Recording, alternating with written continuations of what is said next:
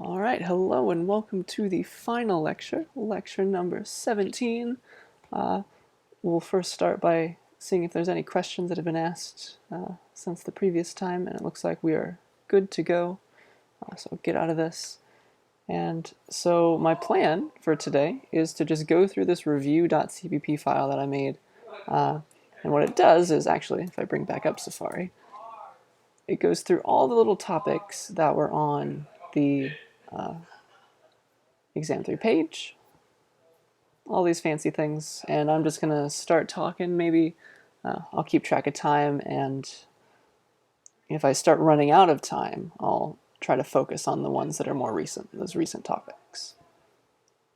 Okay, but let's get started with the very first few things that we learned. So, what we got? We have flow control, if-else statements. So remember that an if-else statement does what's called a branch, and so only one of those if-else branches ever gets executed, because you have your condition for your if statement. If your condition is true, I'll make that the D, because why not? We're off to a good start with my handwriting today. If it's true, you do the true branch. And if that's false, then you do the next else branch, or the else if branch that's next. And there might be more of those, and so on and so forth. But the idea is only one of those branches ever gets executed. Eventually, you're either going to hit the final else branch or you're going to stop. That is flow control. So if we had this, x is 5, y is 17, is x greater than 4? Yes. Is y less than 7? No. All right, so we're going to try this one. Is x less than 4? No, we're going to stop immediately. All right, so we hit the else statement, and this should print out C. Okay, that's the idea. Make sure that you're comfortable with that. And I guess this quarter you have the benefit of a compiler at your disposal during the final, but for future classes with programming, make sure you can run this kind of stuff in your head as well. All right, so then you have your data types. We've talked about a few, and then of course you can build them up with structs later. You got your ints, your bools, your chars for single characters. You can have pointers to any of those types. And remember to use that ampersand, which is the address of operator. It adds like a star to the type. You can think of the ampersand like a function. Give it an x, which is an int. It'll give you back an int star, the address of that int. Okay? And then a lot of stuff can be converted. Some things implicitly, some things explicitly. So like bools can be converted to from ints. So remember, if you're checking like if 0, that's the same as if false. And any non-zero number is true. Right? So B3 would become true in this case. And same for stuff like this. So like n, actually let me zoom in a little bit. N here is explicitly converted from a double, we're losing information real quick, to an integer, right? So we'll just chop off those last decimal places, and n will hold 6. And then same for booleans, negative booleans are still true. Okay, that's the idea. And you can also cast a boolean to an integer, which will then bring it to either 0 or 1 if it was false or true. Okay? And it just so happens that you can convert to booleans from doubles as well. And I think if I remember correctly, this is 0.00, or whatever the double version of 0 is the only time you can get false there as well, which is fun. All right, so that's the first few things that we learned in this class. Then we get to loops, where separate from these kinds of if-else statements, these blocks that are only run once, loops have bodies that get rerun as much as you let them. So it's all coming down to your condition, and sometimes that condition might initially be false. In this case, x starts out being 0, so while x is less than 0, let's execute this body. Well, x is already 0, so this is false, and we're just going to plop right out of that loop. So remember that how loops are executing. Remember this kind of diagram. You got your condition. This is a while loop. You got your condition, and if that's true, you'll execute your body, and then immediately go back to test the condition again, and only when that condition becomes false do you continue with your program. Okay, that's a normal while loop. Do while loops are a bit different. It's essentially a while loop, but the body has been taken out of it and put up here once, something like that. So a do while loop is always going to execute its body first because it comes before the condition. So a do while loop, on this side, I'll make it blue. So a do while loop, first it does the body, and then it goes and checks the condition. And if the condition is true, it goes back and does the body again. And so you see the key difference. And if it's false, then it stops and continues with whatever was below the loop. So the key difference is what comes first, the body or the condition, in a while loop versus a do while loop. But you can always convert everything down to a while loop. Or a do while loop, in fact, if you want to get fancy. All the loops, including recursion, which is technically a loop, they can all be translated between each other. They're just as powerful. They have the same expressive power, we say. For loops, those are fun. They have the word for, and they look nothing like a Python for loop, which is exciting for some of you who came from Python. There's 3 key parts, all separated by semicolons. You have your initialization statement, which starts off stuff. You can have more stuff with commas in between. Then you can have your condition, like a normal loop must have. And then you can have an increment statement, which you can bring out of the body. This would have to be in the body if this were a while loop, for example. And so this is going to count from 10 all the way down to 1, inclusive, and print 10, 9, 8, 7, 6, 5, 4, 3, 2, 1, lift off, and hey, we just launched a shuttle today, so that's a fun coincidence. All right. So that's a for loop, and just for consistency's sake, let's also talk about those. So you have the first thing that happens in a for loop is your initialization statement, and that never gets run again. That's just check, we're done. Cool, let's now pretend we're more like a while loop. You then check your condition, and if that's true, you'll do the body. This is a for loop, by the way.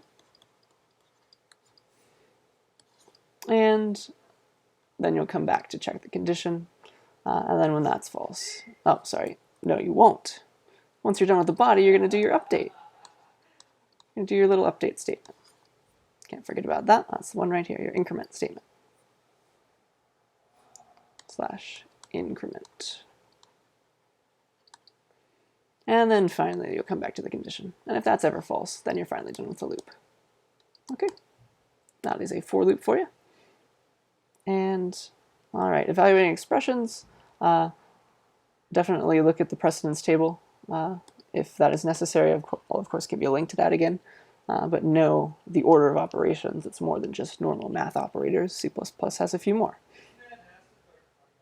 All right, so you got random expressions here. Things.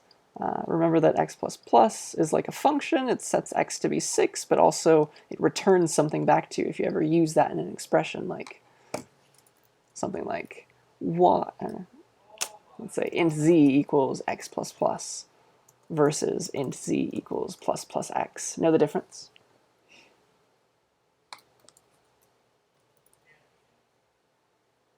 Those do different things. So x++ will set x to be 6, but also return 5. So z in this case would be 5, and z in this case would be 6. Because when it comes before the variable, ++ y will set y to be 8. Still one more, but it also returns that 8 for you to use. So make sure that you're comfortable with going from this kind of expression to this same expression that has been parenthesized using the rules in the table. You just go down that list, find the first ones that are relevant. It looks here that it was the plus operation that bound the tightest, and then you just worked your way from there. And it looked like the or operation was the least, was the last thing that you parenthesized. Okay, so make sure you're comfortable with that stuff. More expressions. Dun, dun, dun. So this is the same thing. So in this case, y will be set to, take a second to think about it yourself, will be set to the old value of x. Even though x became 6 in this line, y is going to see 5. That's the value that it got back. And then similarly with things like this, x got incremented to 6, so x is 6 here. So this line makes it 7, but it'll print out the old value because it's returning that old thing, the plus plus. And again, here, this is the plus plus coming before the variable, which means though x is 7 at this point right here, after this line, this semicolon, plus plus x makes x 8, but also returns that new 8 as well. Returns that new variable. Okay? We are doing well, it seems. Then just data representation, know how wide things are. Like an integer, you can print that out. You can use this size of operator. And the size of an int will be 4. The size of operator gives you back the number of bytes that a certain type takes up. And in this class, remember that we're assuming that we're on a 32-bit machine, so every address is 32 bits long, so every address is 4 bytes.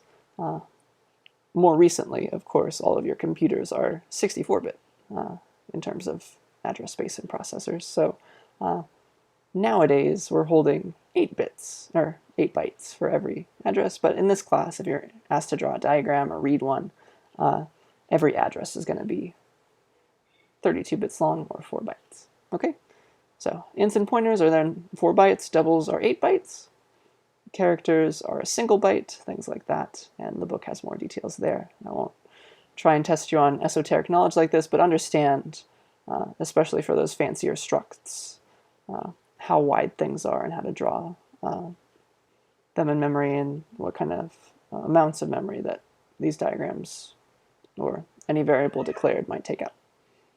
And then you have your base conversions, of course. So hexadecimal 87, what is that in decimal? Well, that is very quick to do. That's 8 times 16 to the 1 plus 7 times 16 to the 0, which I don't immediately know, but we can totally go and find out.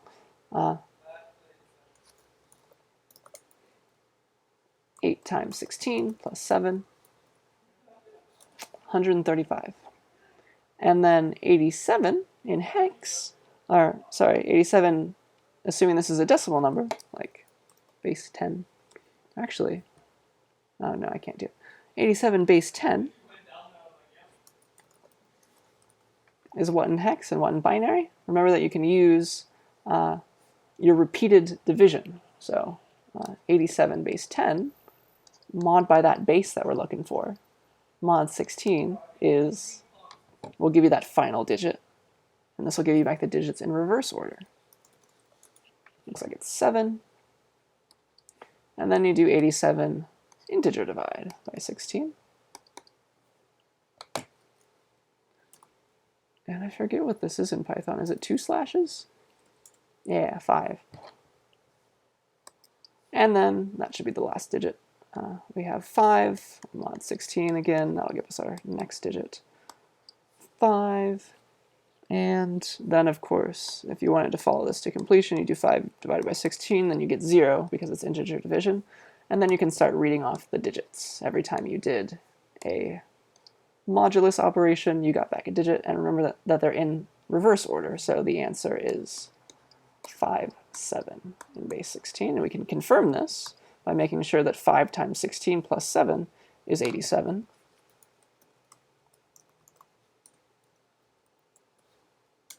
Beautiful.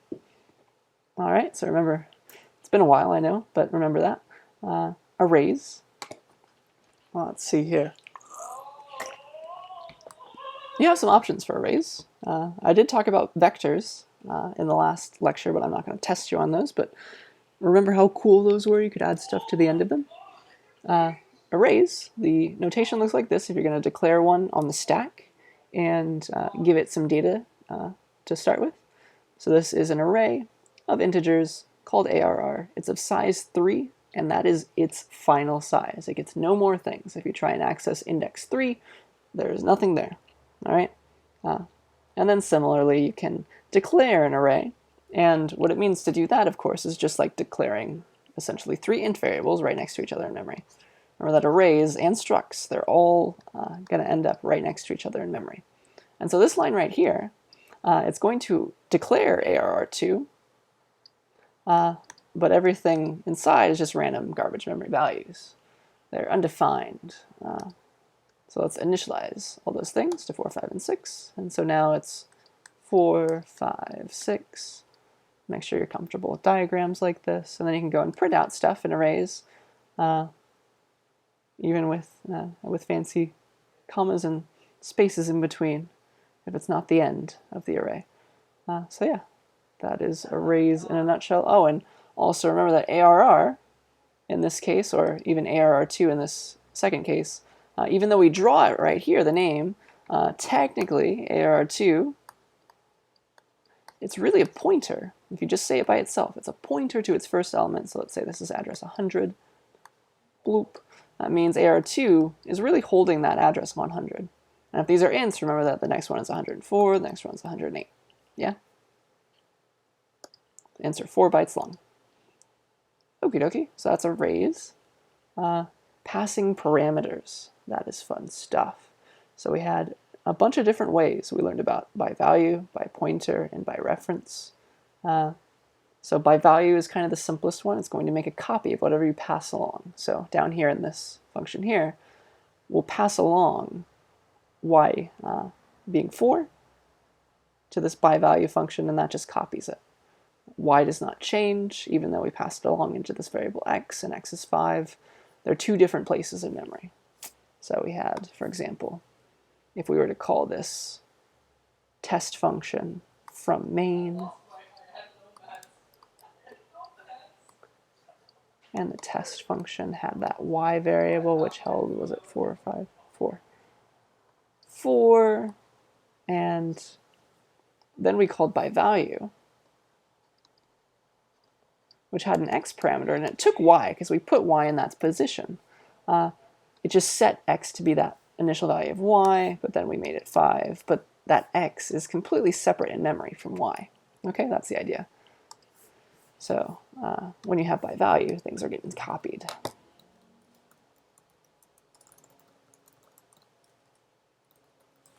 You can't change those old things. And that is in stark contrast to by pointer and by reference. So just for completeness, let's go through that. So again, let's pretend for main we call this fancy test function, which had its y variable initially set to 4. And I'm going to copy this because I'm going to do the same thing in just a second for the call by reference.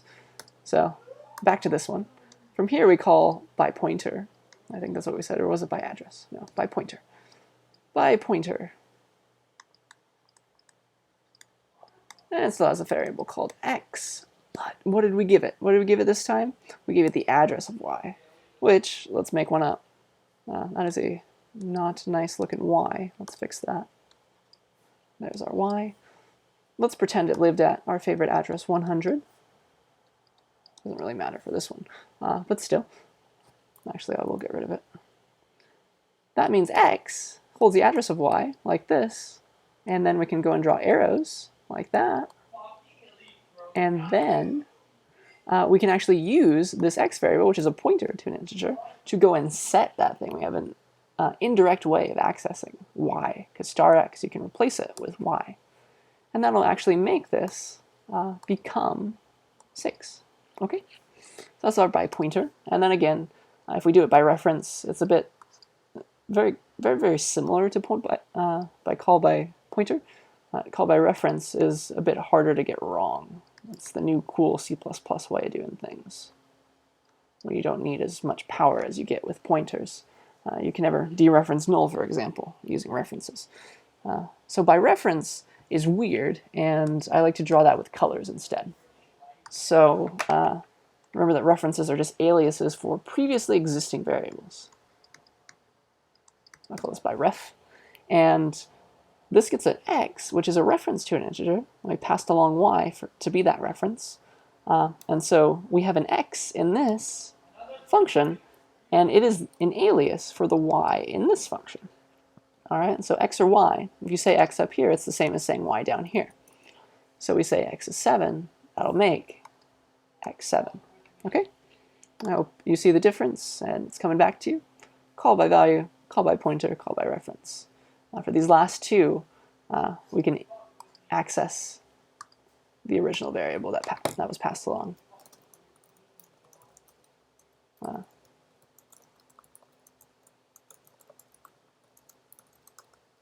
And possibly we have to use some indirection.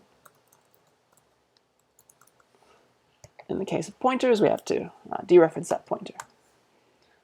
All right, so that's that. Passing arrays to functions and returning arrays from functions. So when you're passing arrays to functions, remember that arrays don't know their size. You have to pass that along too. Also, you can pass it along using this syntax, this normal array syntax, or you can remember that because you're eventually going to say something like, down here in main maybe, you'll say something like array twice. And your array might be called my array, like int my array equals 1, 2, 3, ... You're going to call it like this, and you're really giving the name of that array, which is a pointer.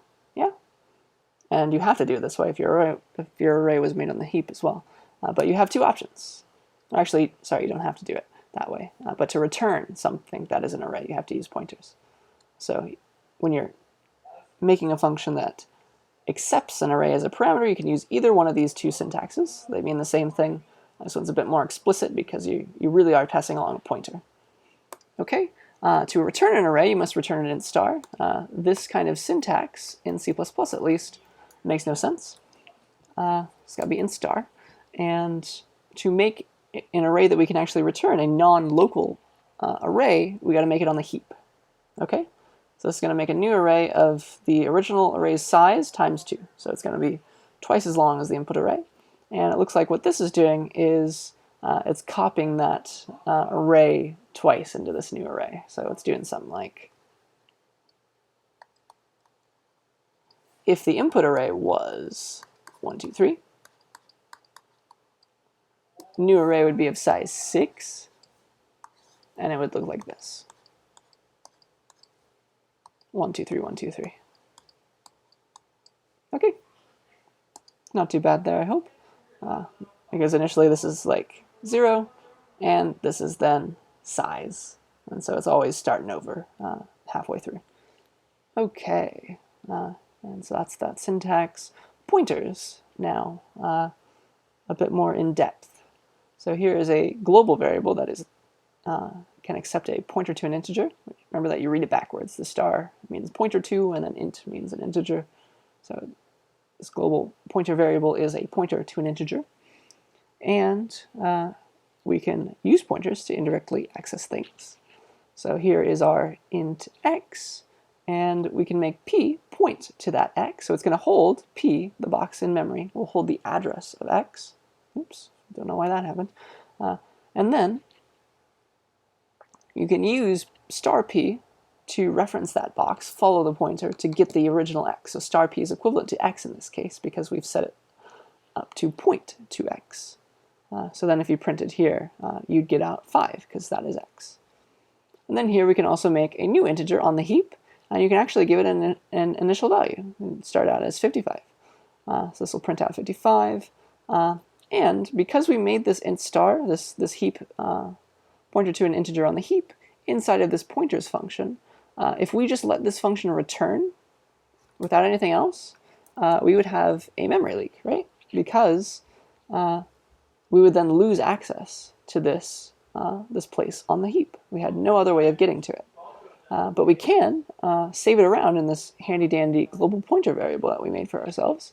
So this makes it, this line right here will make sure that it's not a memory leak, and we can still, outside of this function, access that original heap-valued integer. All right, so those are pointers, and now we get to bundling up as many types as you want together into these fancy things called structs. And structs are there to make sure that you can like just keep a bunch of related stuff together.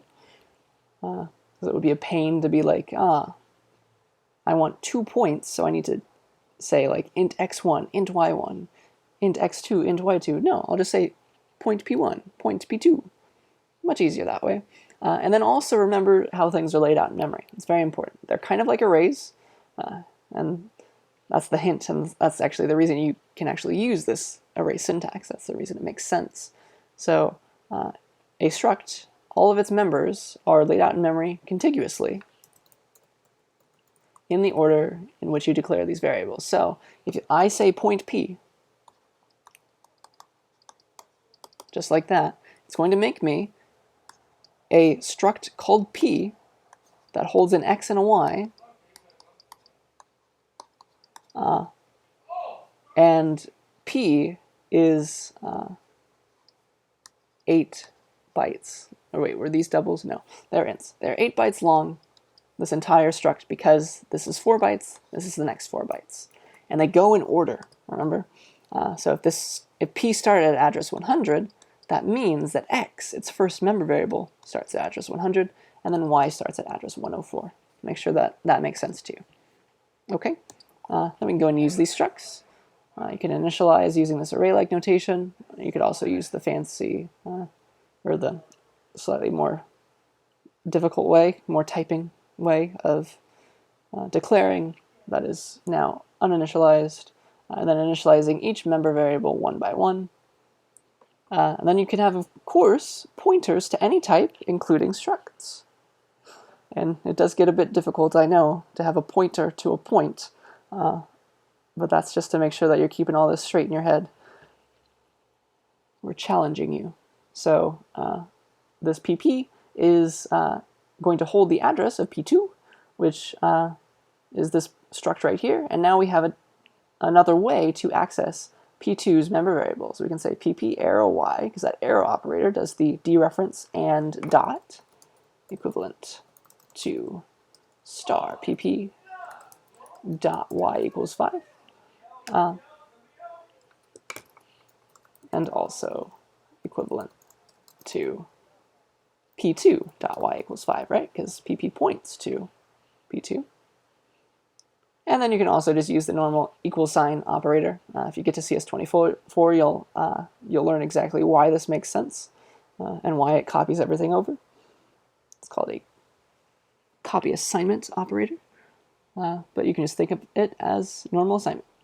So P3 is another place. It's a new point in memory, but it shares P2's values. And if you were to change P3, it does not touch P2 anymore. This is like by value assignment. Yeah, that's the idea there.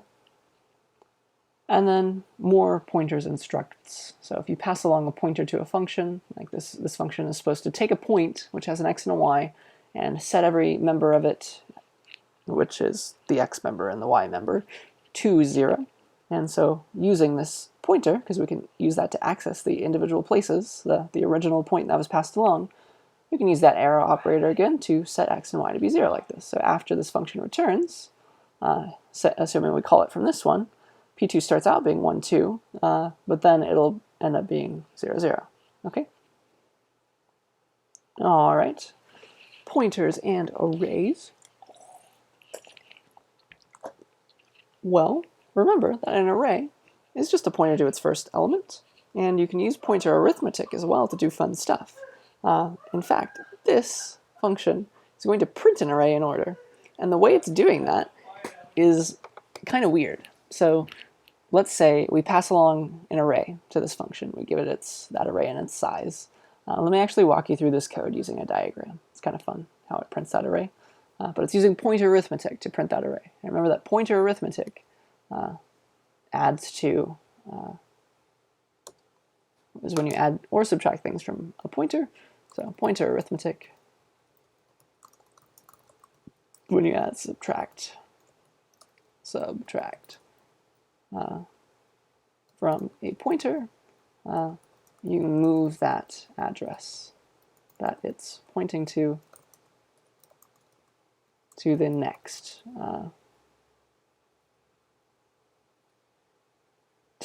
thing of that particular type, to the next memory cell.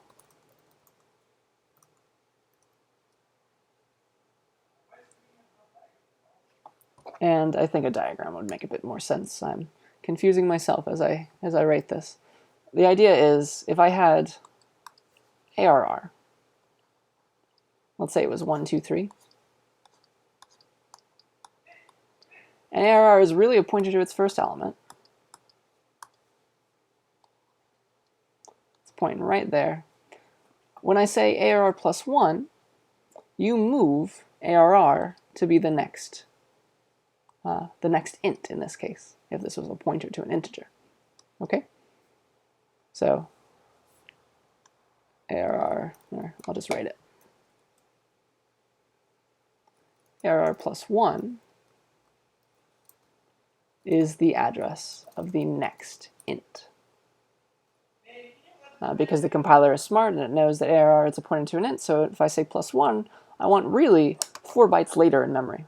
Because really, if this starts at address 100, this next thing is at address 104, etc. Okay? And so if I say something like, as I did here, let me actually use colors. If I say something like ARR equals ARR plus 1, that's going to cause this, this ARR here to now point to right here, this next place in memory. That's a bad arrow. Let me redraw it. Okay, that's the idea. Pointer arithmetic is very fun. And that's the way you can actually iterate through this array by just changing ARR, because initially it'll point to the first one, then you say ARR equals ARR plus 1, it'll point to this one, print it out, then you say ARR equals ARR plus 1, then you're at the next place in the array. And as long as you do that and keep track of how far you've gone, the size, you'll have printed out the entire array just by dereferencing ARR and changing it. Isn't that cool? All right, we got some arrays of structs now, because why not? So if you have an array of points, let's say, and of course you got to pass along its size because it's an array, it's not a vector. Vectors are cool like that, where you don't have to remember its size, it does it for you. But arrays need to know. So you can just go through, pass along an array of points just like any other array. Like if this were int, it's just another type. It's no longer int, it's point. Yeah? No big deal. So the type is the only thing that's really changed, and you can use ARR at index whatever to do stuff like print a point. Okay, so these two functions together will print those two. Will print every element of this array of points called ARR in this fancy notation. And remember const. Const means that you can't change something.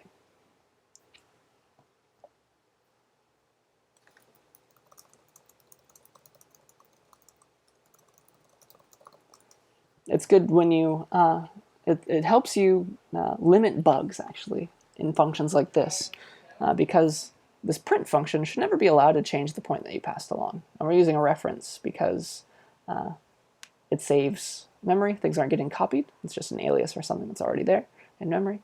But to say const means that we can never change this p. If we were to include a line like p.x equals 5, this would not even compile because we used const. We say a constant is something that can never change. So const int x equals 5, and then the next line, x plus plus. This makes no sense and is a compiler error, compile time error. In fact, the compiler is smart enough to know this is a bad idea. This was a const, you're not allowed to change that down here. Okay. And so this altogether will print out that array of points. Beautiful. Dynamic memory allocation. Okay. We have heaps now. We can make stuff, not on the stack anymore, that lives for the life of the function. We can make these things live for as long as we ask them to. And they don't even have to be global variables. Okay? So when I say x equals 5 here, this is a local variable, and also function parameters are local variables as well. They're defined on the stack. So they're in the stack frame of a function, just like up here, like y, for example. This was a, oops, well, that's a cool feature. This was a, oh, no, please go away. This was a local variable because it lives in the stack frame of that test function. Whereas, when we say new int, we make something new on the heap for ourselves. Y, though, the place that we store that address, so we can talk about that int that we just made, y has to live on the stack. We have to give it a name. So a good shorthand is anything with a name lives on the stack somewhere. And then in the heap, we made this brand new integer. But in order to use it, we have to use pointers. So we need to know that this was like at address 100. Y would then hold address 100. And indirectly through y, we can access this place on the heap. Y lives on the stack, but the thing that it's pointing to lives on the heap. Okay? So we can say star y equals 7, and that'll go here and make it 7 inside that memory value. Okay? And everything that you allocated using new should also be cleaned up with delete, because we don't want any memory leaks. When you're done with something, please delete it. Okay, and this will free that memory at this variable y, and then you should never use y after this. Using star y after this is undefined unless you set y to be some valid address, or until you set y to be some valid address. Okay, so it's a good practice to do something like y equals null at this time. All right. It's a good idea to do this to make sure you don't access a freed memory variable or a freed memory location. Okay, that's the idea there. And then, of course, you can allocate arrays at a time on the heap, and this will still give you back a pointer to the first thing, the first element. So this is an array on the heap, and then you can use it like ARR5 equals 3, for example. Not a problem, but once you're done with it, remember that you got to use the fancy delete operator, because otherwise it doesn't know whether this was just one single integer, because it's the same kind of syntax, or an entire array. Now we want to delete the whole array that started at that address, so we have to use delete bracket bracket. Okay, that's that. Then that brings us to linked lists, which are fancy structs. They're just a way of arranging memory in a way that's a bit different to arrays. So instead of having everything contiguous like we did in arrays, linked lists have all of its data kind of strewn about, usually on the heap. So you can add stuff in the middle to the beginning to the end quite easily, but maneuvering around is kind of hard. You gotta follow all these next pointers, you know? And so linked lists in memory look like this. It's nice to have a pointer to the first thing and the last thing, which are called the head and the tail. I think we all remember that by now. And then, so yeah, let's just walk ourselves through making this list 1, 2, 3 explicitly with every node on the heap. All right, let me draw everything here now. And I'm going to be extra pedantic. I'm even going to draw these 1, 2, and 3s this time. All right, so we have stuff on the stack and on the heap. So let's differentiate ourselves, or delimit those things on the stack versus on the heap. And you definitely don't have to make your nodes on the stack. You could say totally, and I think I've done it, you just say node 1 equals, I don't know, 1 null pointer. It's not a big deal to make a node on the stack, but usually you're going to be passing this linked list around, and that's why it's not really a normal thing to do. Okay, but it's just another type. You can make it wherever you want. So here's L. It's a new linked list. So L is a stack variable. It holds the address of a linked list that just so happens to live on the heap. We just made one. Okay, so L is pointing to a place on the heap that is a linked list object. And let's, I don't know, I'm going to start making up my addresses. So let's say L, this linked list, starts at address 100. It's 8 bytes long, of course, because it holds a linked list, holds a head and a tail, which are both pointers. And pointers in this class are 4 bytes each. So the head starts at address 100. The tail starts at address 104. This entire thing spans from address 100 to 107 in memory. Yes? That's important to remember. And then we make some nodes. 1, 2, and 3. Those are new nodes. And those live on the stack. They're just like L. 1 is space in memory for a pointer to a node that it will live on the heap. We just said new, right? We don't know what's there yet. It's all undeclared or uninitialized. But we made them.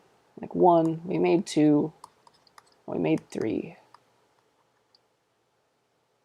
And I think I want to put these right here, right next to each other. So let's do something like this.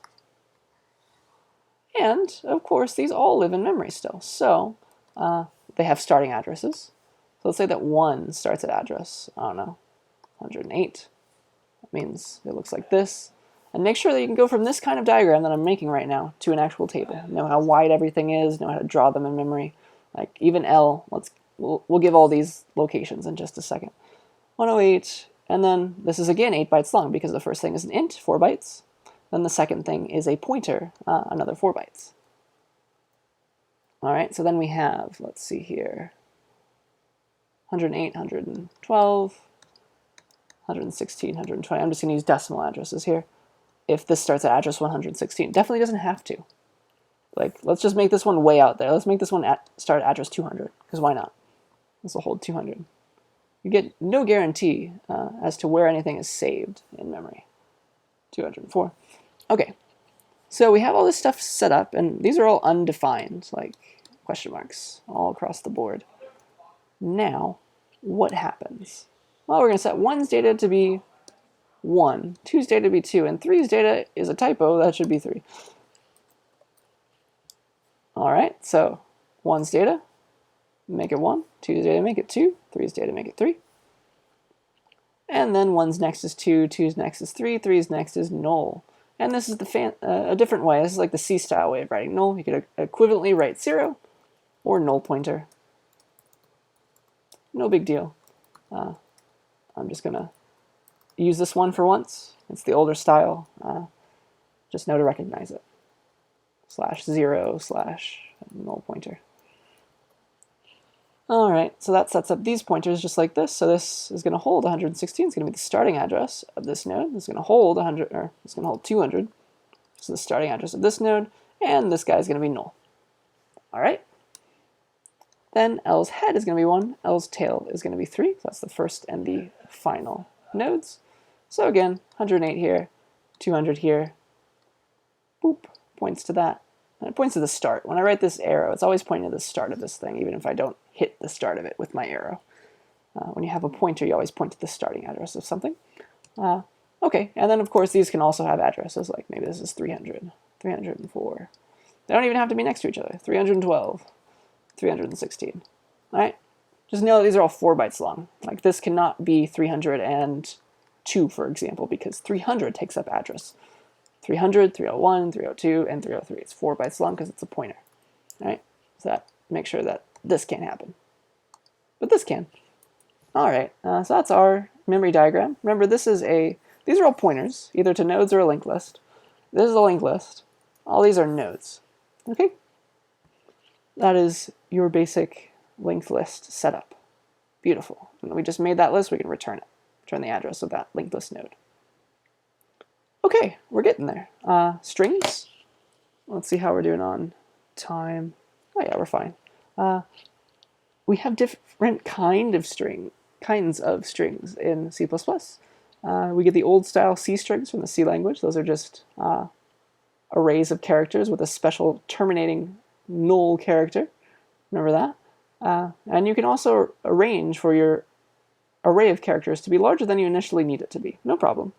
So this one still has S1 of 4, S1 of 5. Those are undeclared, but you can still use them for things like strcat, because that'll make something longer.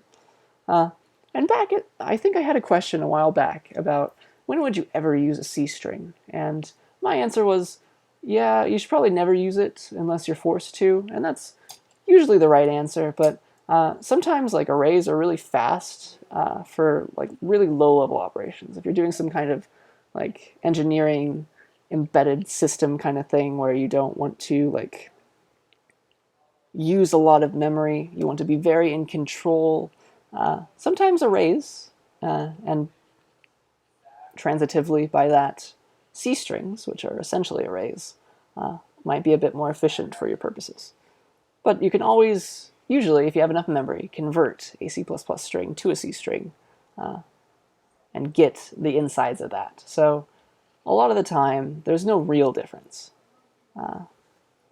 between C strings, C++ strings, and C strings in terms of performance, that is. All right. So these are C strings. They're either like this, or you can say char star. And this kind of syntax is shorthand for this. So let me show you the shorthand for this. This is like char s1 of 50, char s1 of 50 equals cat is equivalent to the following. Char array s1 of size 50, declare it. s1 of 0. Oh no, this is going to capitalize everything. I'll fix this later. s1 of 0 is the character C. s1 of 1 is the character A. s1 of at index 2 is the character T. s1 at index 3. Remember that you got that hidden null terminator character that tells you how long that string was when it's stopping, when it's done. All right. And then you can get the length using all of these C string library operations. Use strlen. They really like their 6-letter functions back in the days of the C language. All right. And then you have string compare, which is actually a bit weird. String compare, I'm not going to test you on this, but it returns weird values. So it returns you back whether or not something was in, like, one string was less than or equal to another. Essentially, it's doing that, but it's doing that in a weird way. So C comes before D in the alphabet. This is lexicographic ordering. So string compare of S1, S2, cat and dog, is going to actually return to, I think, -1. And that's to signify that the first thing was smaller than the second thing. If the first thing is bigger than the second thing, it will return to you +1. And if they're the same, it will return to you 0. It's kind of like the difference, in a sense, in a weird way, between like the first one and the second one. No big deal, though. If you ever need to use it, now you know why. Then strcat is the same as using C++ strings and doing something like S1 equals S1 plus S2. It's concatenating S2 onto the end of S1. So now S1 is cat dog. Yeah. If you were to print it out. And then string copying is essentially the C++ string way, the C string way of doing the C++ string equivalent, that is S1 equals S2. It's redefining, copying all of the characters from S2 into S1. It's kind of backwards. So S1 is now going to be dog. All right. And then you have the much easier to use and think about C++ strings. Just the string library, include that, the string type.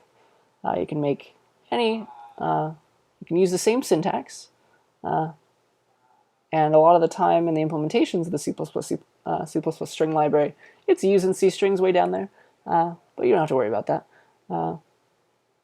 Then you can use operators that can have some other amount than 6 characters and actually mean something. Say fruit.length, get how long it was, and this will be, if it's apple 1, 2, 3, 4, 5, it'll return back to you. You can look for a position of a certain character, or even a string, and it'll tell you where that happened, the first one. You can give it more arguments to tell it, like, all right, I already found the first one, show me the second one. This is just find the first one. And that position of the first L is, it's not 0, it's not 1, it's not index 2, but index 3. So this pause position variable will be 3. Then you can get the substring. So starting at index 1, go 3 characters. So this is index 0. So starting here at index 1, go 3 characters, take 3 characters out, so it'll be PPL. That'll be what part becomes, PPL. Then you can erase using that same kind of syntax. So start at index 2, erase 3 characters. So this will turn fruit into keep the A, keep the P, but starting at index 2, delete 3 characters, so it goes like that. So it makes it AP, right? And you can insert at a certain index, so starting at index 2, which actually doesn't exist because we just got rid of everything. So at the end of the string, essentially, insert Ricot, so it'll be apricot. And then finally you can replace, starting at index 2, replace 5 characters with just 3, make it be apple again. Okay? So go ahead and try this out if that brief explanation wasn't enough. But that is the idea for C++ strings. And yeah, let's see some things now. So this is not yet recursion. We're about to talk about recursion. Iteration through a linked list. Eventually you're going to need to get down to nodes. And the way to do that, you can either use while loops or for loops. These two things are equivalent to one another. Because you can take that initialization, plop it here. You can take that update, plop it here. But the idea is, if you're going to iterate through a list and you get a pointer to the start of it, you're going to make your own pointer. Oops. That you'll use to iterate through this list. So if this was head, then you're going to make your own pointer, call it cur in this example. Start it off there, and then print out the data. All right, so this will print out 1. Then cur equals cur next. We just advance that pointer. Now we'll print out that data, 2. Cur equals cur next. Print out that data. Now it's 3. Cur equals cur next. Now cur is null, and that will stop both of our loops. So these two loops are equivalent to one another. Okay? All right, now we're down to recursion. And let's see here. Recursion is fancy, but it allows us to make some assumptions that simplify the problem that we're working on once we get used to making those kinds of assumptions. That's my job in this class, is to get you used to making those kinds of recursive assumptions, because that will make your life quite a bit easier in CS24 when you have to talk about a lot of recursive algorithms. So recursion, it just means that you're calling yourself, all right? That's when a function calls itself, and it needs to do work in the recursive case on a smaller version of the problem, all right? So you got your base case, you got your recursive case, and the idea is when you're solving a problem recursively, you need to find that problem inside of itself. So like for factorial, if we remember that, we noticed that factorial of a certain number, like, I don't know, 5 for example. 5 factorial is the same as 5 times 4 times 3 times 2 times 1, which is the same as 5 times 4 factorial, because we found the smaller factorial, a smaller version of the same problem, which is the factorial problem, inside of itself. You see that? And we can generalize this, of course. N factorial equals n times, or it equals n times factorial of n minus 1 if n is greater than 0, and it's 1 if n is equal to 0, or if n is equal to 1, by the way. But we've defined 0 factorial to be 1. Okay, that's the idea. So you got your base case, and you got your recursive case, which is just reading off the math. You can do the same thing. Here's another example, one that we haven't done yet. It's very similar to the power function, but here is a recursive way to multiply numbers. So n times m, with the precondition that m is greater than or equal to 1. If this starts out being 0, or something that's negative, this will not work, but if it's 1, we're set. So multiplication, how is that recursive? Well, it's just a bunch of additions, isn't it? So if I say, I don't know, 2 times 3, that is 2 plus 2 plus 2, 3 times, right? And then look what's right here. What is that but 2 times 2? Yeah, you see how this got smaller? Ooh, that sounds like recursion to me. So n times m is equal to n plus 1 less, n minus 1 times m. Or wait, I'm doing this backwards. In this way, I did, sorry. Dun, dun, dun. And in that case, I think I did this wrong. But we will fix ourselves right now. So this is, if I want to do it using the second one, what do I do? Yeah, I think we're good, right? It's going to be n plus n minus, no, n times m minus 1. I don't know why that made not enough sense to me, but let's see if that is working here, because this will simplify using algebra. We take out an n, it'll be 1 plus m minus 1, which is n times m again. And yeah, so this is just a smaller multiplication.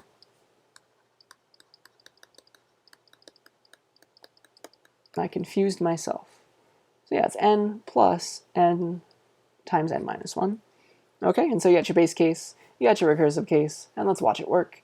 If we were to call this from main, be like, main, please compute for me 2 times 3, and I'll use this to mean multiply 2 by 3, with 2 being n, 3 being m. This will be like, all right, I will just add 2 to the result of 2 times 2, and that'll be right. Okay, I'll add my 2 to the result of 2 times 1, and I'll be like, all right, cool, or sorry, that's the base case. This will return back just the first one. This will return back Rn if m happens to be 1. So this is if m is greater than 1, and if it is equal to 1, we'll just return n, because that means n times m equals n times 1, because m was 1 equals n itself. That's the idea. This is going to return back 2. This is going to add 2 to this 2, which is going to return back 4. This is going to add 2 to that result, and it'll finally return back 6 to main. That's the idea there, multiply. Then you can also do recursion for linked lists, of course. You can break down a linked list, or an array, for that matter, into the first thing and the rest of the list. So remember that in recursion, everything needs to get smaller. Something needs to get smaller in the recursive call.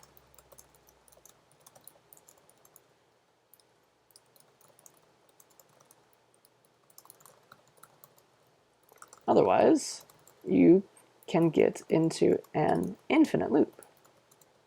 And that's no fun. All right, here is our initial list. 1, 2, 3. And remember that you can break down a linked list into the first node. Oops, when my computer is overheating, it does not draw my text correctly. And then you can break it down also into the rest of the list, a smaller list. And this is what you'll give to the recursive case. Do that same problem, please, on that smaller list. And that's the idea for this function right here. It's going to free a linked list recursively, so delete all the nodes in it. And the way that we can do that is, well, all right, base case, free all the nodes in an empty list. That means do nothing. There are no nodes to free. Okay? Otherwise, recursive case, oops.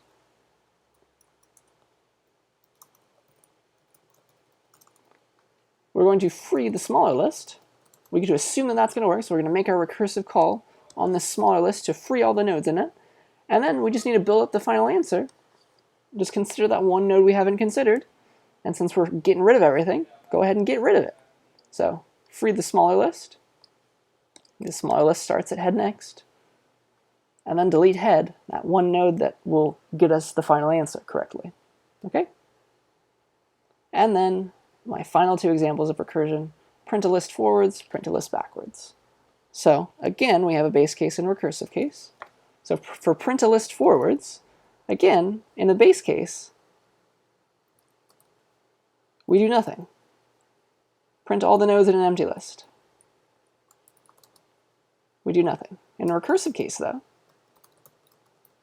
what needs to happen? If we're printing a list in order, like if our list is 1, 2, 3, so if we make the recursive call, we'll print 2, 3. Do we want to print our 1 before or after that?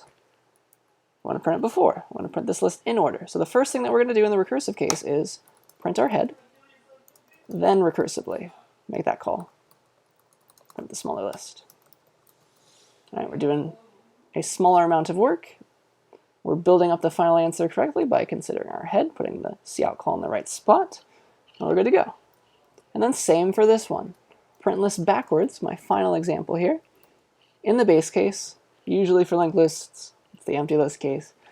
Sometimes it's the single length case. Only in very weird cases is it neither of those. The base case, again, for print all the nodes in an empty list backwards this time, again, you're doing nothing. There's no nodes to print out.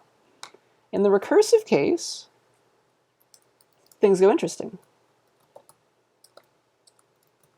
And as long as you make the assumption properly, everything works out. So you make this recursive call. Well, actually, let's just think about what we want in the end. If we have list 1, 2, 3, we want to see 3, 2, 1 in our output in that order. So I know I have a smaller list here. I can make a recursive call on it, and that will do the right thing. And the right thing is print out 3 and 2, because that's the smaller list printed reverse. Okay? So I know the recursive call will print for me 3, 2. Okay. Where does my head need to go, before or after? It needs to go after. So I need to save my cout on the head after the recursive call. You see that? Because the order really matters. And as long as you keep that in mind, as long as you do a simple example like that, you will never get these two functions backwards. All right, so first thing that we do is recursively print the smaller list. That's the first thing that we need to do because we want the order to be correct. Backwards. And then print our head. That's the one difference between these two.